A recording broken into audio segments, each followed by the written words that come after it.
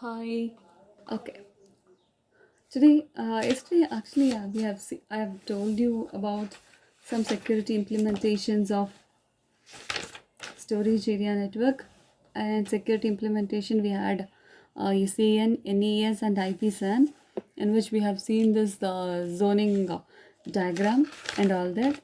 Today, I am going to tell you these all. Okay, we have some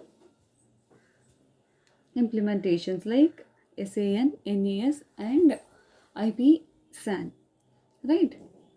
From which here I'm going to tell you this is the security architecture, and this security architecture consists of Zone A, Zone B. Zone A is consisting of administrator, and that is connected to the LAN with the firewall connection, and we have host here, and that are connected with the security zone D, and we have security key here, access control switch, and that is connected to the LAN, and everything is interconnected in between a LAN, and from which these switches and routers are connected. Zone E consists of switches and routers.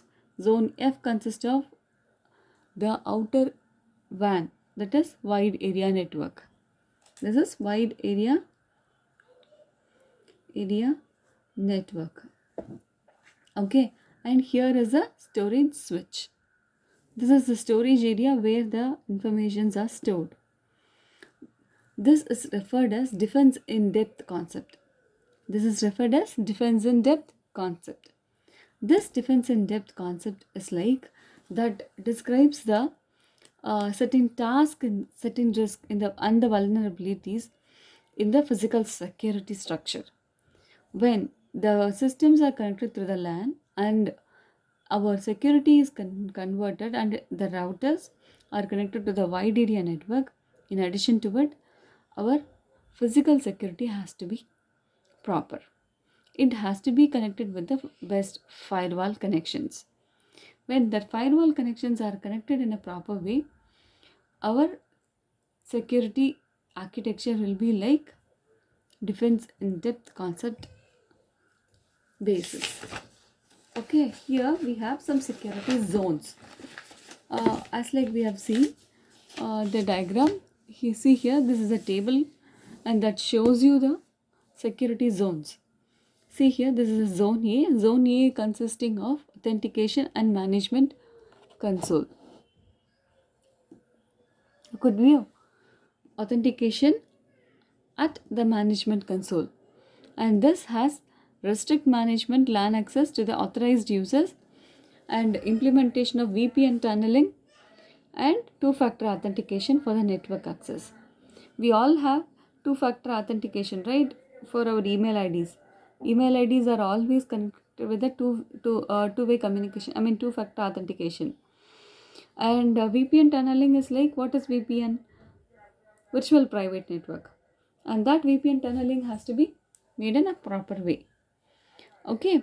And the restrict management is like, that is a LAN access that has to be authorized and it has to be connected with the MAC address. Each and every individual system has individual MAC address which is connected to the local area network or which is connected to the wide area network. The MAC address is common for every systems and that has individual physical address. As like we have a fingerprint in our fingers.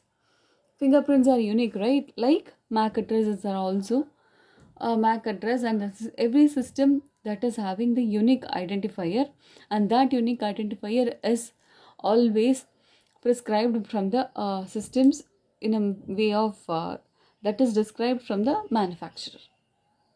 Only from the manufacturer, these different fingerprinting is done for each and every individual systems. Okay, the next is zone B. It is a firewall.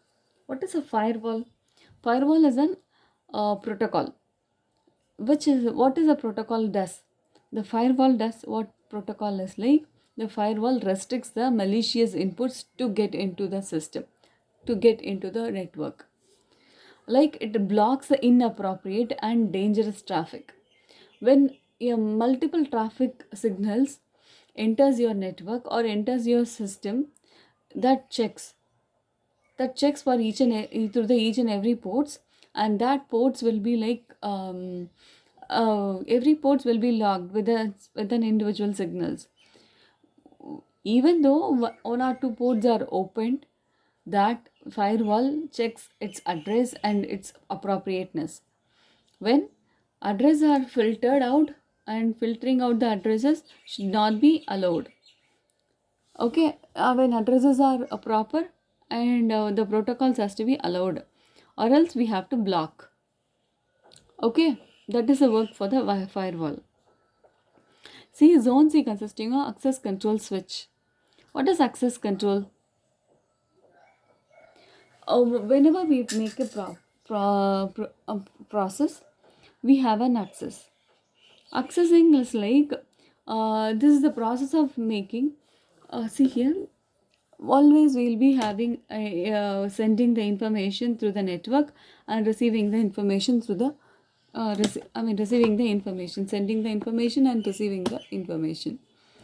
And while sending and receiving each and every individual message, it has to be locked, that is encrypted, along with a key, and that key has to be unique.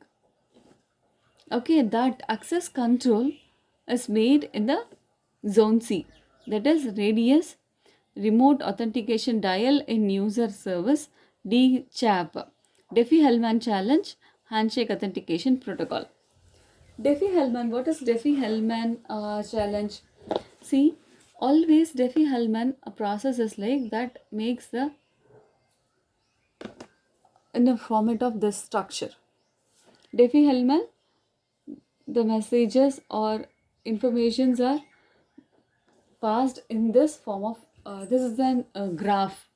This is how the Diffie-Hellman program works. This is a graph of this Diffie-Hellman, and the points will be monitored like this manner.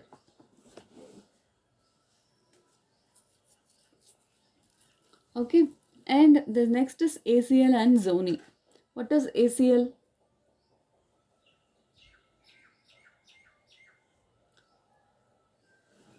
Acknowledgement.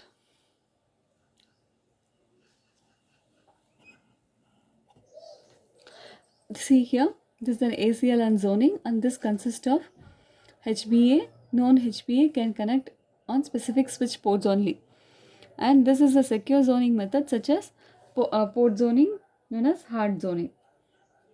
Okay, I think we have already seen with the hard zoning and soft zoning methods previously. This is a switch to switch zone E, switch to switch, and switch to router. This consisting of e-port authentication and encrypting the traffic into the transsystem, and implementing FC switch controls and port controls. This is how your zone E is working. Okay, then next is zone F. Zone F consists of distance extension. Distance extension is like that connects with the FC extension using FCSec for long distance. This IPsec for SAN extension, and FCSec for FC extension. And this zone G that consisting of WPN based LUN masking, and ID locking ID based on source FCID, that is fiber channel ID address. Okay, and then next is like basic SAN security mechanism.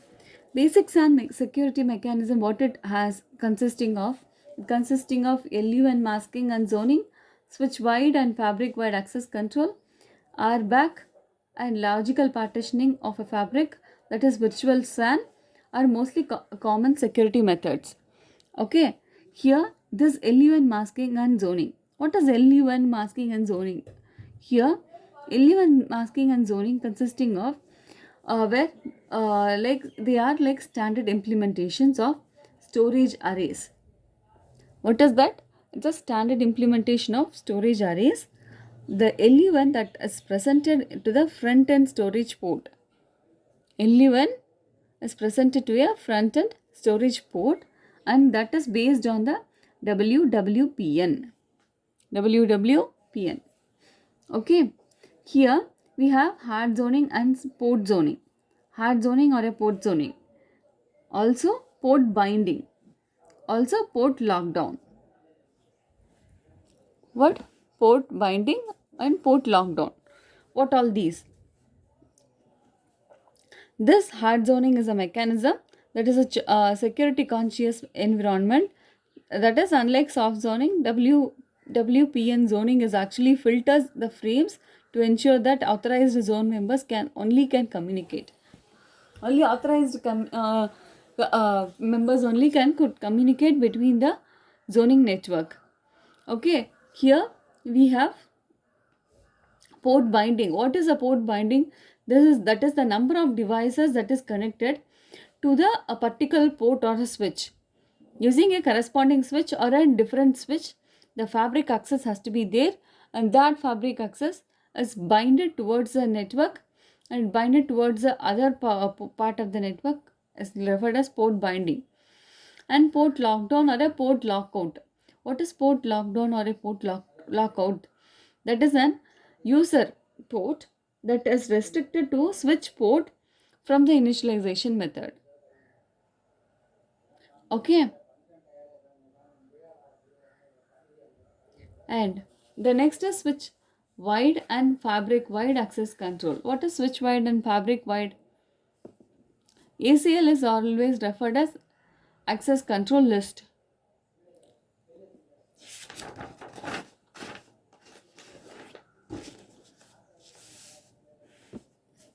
See, here we have fabric binding. What is considered as fabric binding?